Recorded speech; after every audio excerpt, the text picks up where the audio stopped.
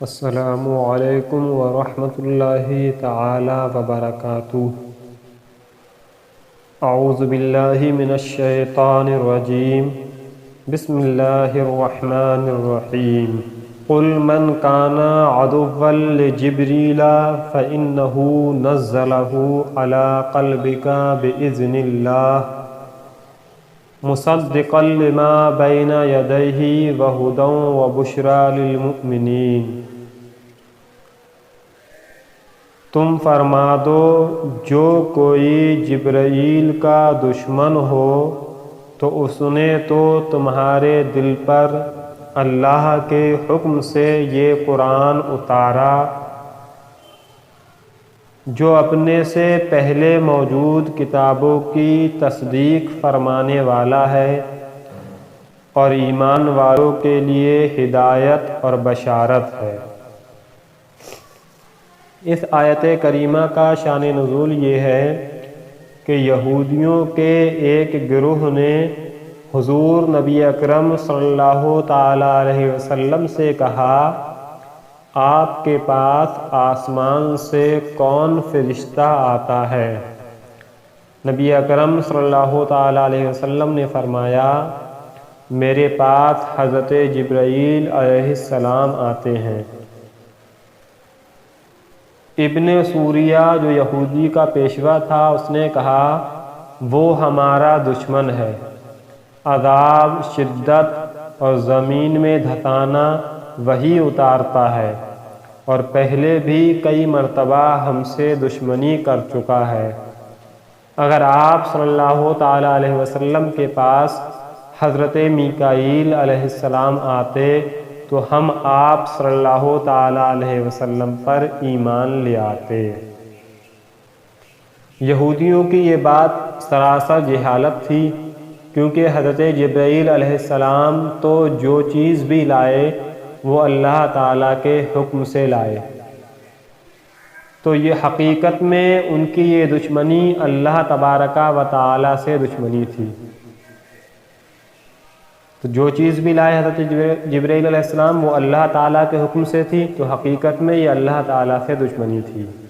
بلکہ اگر یہودی انصاف کرتے تو حضرت جبرائیل علیہ السلام سے محبت کرتے اور ان کے شکر گزار ہوتے، اس لیے کہ وہ ایسی کتاب لائے جس سے ان کی کتابوں کی تصدیق ہوتی ہے۔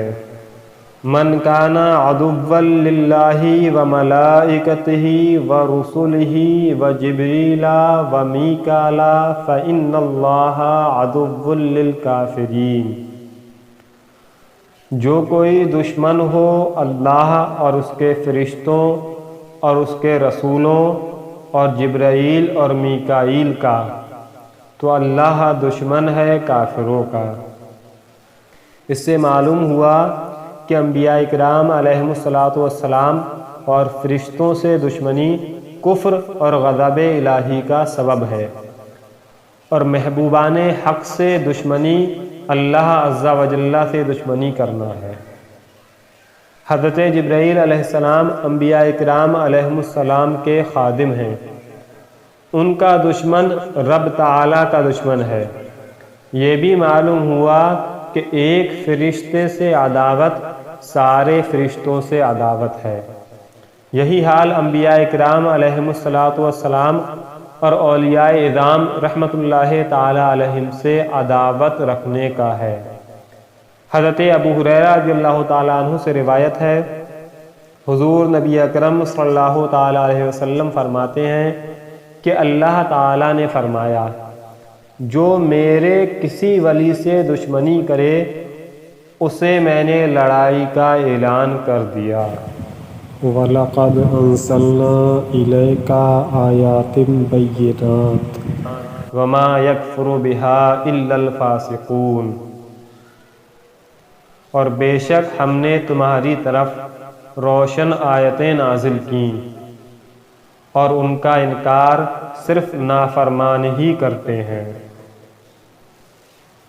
ابن سوریہ نے نبی اکرم صلی اللہ تعالی علیہ وسلم سے کہا کہ آپ کوئی ایسی چیز لے کر نہیں آئے جسے ہم پہچانتے ہوں۔ اور آپ پر ایسی کوئی روشن آیت نازل نہیں ہوئی جس کی وجہ سے ہم آپ کی پیروی کریں۔ اللہ تعالیٰ نے اس کا رد کرتے ہوئے ارشاد فرمایا کہ اے حبیب صلی اللہ تعالیٰ علیہ وسلم، ہم نے آپ کی طرف روشن آیتیں نازل فرمائی ہیں جن میں حلال و حرام اور حدود وغیرہ کے حکام واضح اور تفصیل سے بیان کیے گئے ہیں، اور ان آیتوں کا انکار وہی کرتا ہے جو ہمارے احکامات کی اطاعت نہیں کرتا۔ یہ بھی یاد رہے کہ اس آیت میں فاسق کا لفظ تو یہاں فاسقوں سے مراد کافر اور منافق ہیں۔ أَوَكُلَّمَا عَاهَدُوا عَهْدًا نَبَذَهُ فَرِيقٌ مِّنْهُمْ بَلْ أَكْثَرُهُمْ لَا يُؤْمِنُونَ۔ اور جب کبھی انہوں نے کوئی عہد کیا تو ان میں سے ایک گروہ نے اس عہد کو پھینک دیا، بلکہ ان میں سے اکثر مانتے ہی نہیں۔ حضرت عبداللہ ابن عباس رضی اللہ تعالیٰ عنہما فرماتے ہیں، جب حضور کو نور صلی اللہ تعالیٰ علیہ وسلم نے یہودیوں کو اللہ تعالیٰ کے وہ عہد یاد دلائے جو حضور نبی اکرم صلی اللہ تعالیٰ علیہ وسلم پر ایمان لانے کے متعلق تھے، تو مالک بن سیف نے کہا، خدا کی قسم آپ کے بارے میں ہم سے کوئی عہد نہیں لیا گیا۔ اس کے جواب میں یہ آیت نازل ہوئی اور فرمایا گیا کہ یہودیوں نے جب کبھی کوئی عہد کیا تو ان میں سے ایک گروہ نے اس عہد کو ویسے ہی پیٹھ پیچھے پھینک دیا، بلکہ ان میں سے اکثر یہودیوں کو تو تورات پر ایمان ہی نہیں، اس لیے وہ عہد توڑنے کو گناہ نہیں سمجھتے اور نہ ہی اس بات کی کوئی پرواہ کرتے ہیں۔ بعض مفسرین نے فرمایا کہ یہودیوں نے یہ عہد کیا تھا کہ جب نبی اکرم صلی اللہ تعالیٰ علیہ وسلم کا ظہور ہوگا تو ہم ان پر ضرور ایمان لائیں گے، اور عرب کے مشرکوں کے خلاف ہم ضرور ان کے ساتھ ہوں گے۔ لیکن جب حضور نبی اکرم صلی اللہ تعالیٰ علیہ وسلم نے اپنی نبوت کا اعلان فرمایا تو یہودیوں نے آپ صلی اللہ تعالیٰ علیہ وسلم پر ایمان لانے کے بجائے انکار کر دیا۔ اس پر یہ آیت نازل ہوئی۔ آج الحمدللہ 100 آیتوں کی تفسیر مکمل ہو گئی۔